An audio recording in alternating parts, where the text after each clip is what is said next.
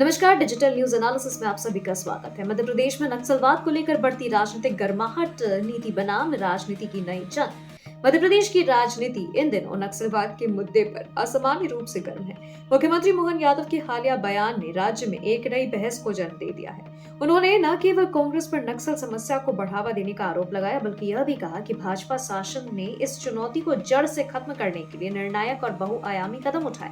दूसरी ओर कांग्रेस इन आरोपों को राजनीतिक साजिश बताकर खारिज कर रही है। यह टकराव एक बार फिर इस पुराने सवाल को सामने ला रहा है कि क्या नक्सलवाद जैसी गंभीर समस्या पर राजनीति भारी पड़ रही है। मुख्यमंत्री मोहन यादव ने स्पष्ट शब्दों में कहा कि कांग्रेस सरकारों के दौर में नक्सली गतिविधियां न केवल बढ़ी, बल्कि प्रदेश के कई नए इलाकों में फैलती चली गई। उनके मुताबिक उस समय शासन के स्तर पर अपेक्षित सख्ती और समन्वय का अभाव था। यहाँ तक कि सुरक्षा एजेंसियों को नक्सल प्रभावित क्षेत्रों में पर्याप्त सहयोग और संसाधन नहीं दिए गए। नतीजन नक्सली संगठन मजबूत होते गए और स्थानीय युवाओं को अपनी प्रभाव में लेना पड़ा।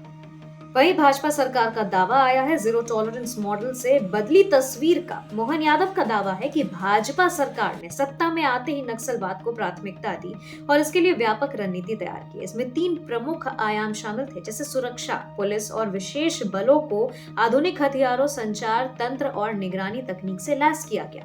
दूसरा, विकास। नक्सल प्रभावित इलाकों में सड़क, बिजली, मोबाइल नेटवर्क और शिक्षा जैसी सुविधाओं का विस्तार किया गया। तीसरा, विश्वास निर्माण। स्थानीय जनता के बीच सरकार की मौजूदगी और भरोसा मजबूत किया गया ताकि नक्सलियों का सामाजिक प्रभाव घटे। भाजपा के अनुसार इसी विकास और सुरक्षा मॉडल ने मध्य प्रदेश को नक्सलवाद से काफी हद तक मुक्त कर दिया है और आज हालात पहले से बेहतर है। कांग्रेस ने मोहन यादव के आरोपों को पूरी तरह खारिज करते हुए कहा कि नक्सलवाद एक राष्ट्रीय चुनौती है, जैसे किसी एक दल पर थोप कर राजनीतिक लाभ लेना गैर जिम्मेदाराना कदम है।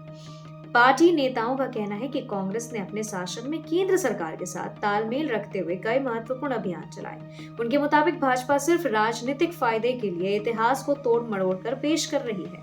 कांग्रेस का यह भी तर्क है कि नक्सल समस्या का समाधान तभी लंबे समय के लिए संभव है जब सभी राजनीतिक दल मिलकर एक व्यापक नीति पर सहमत हो।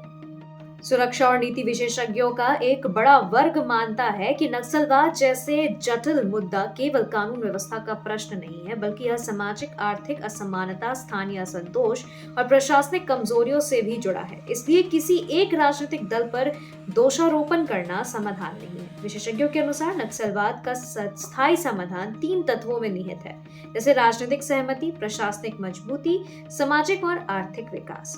यदि इन तीनों पर समान रूप से काम न हो तो नक्सलवाद जैसी समस्याएं समय समय पर सिर उठाती रहेंगी। मध्य प्रदेश में नक्सलवाद पर राजनीतिक टकराव भले ही तीखी बहस पैदा कर रहा हो, लेकिन इसका वास्तविक प्रभाव जमीनी हकीकत पर पड़ता है। आवश्यकता इस बात की है कि सरकार और विपक्ष आरोप प्रत्यारोप की राजनीति से आगे बढ़कर एक साझा रणनीति तैयार करें।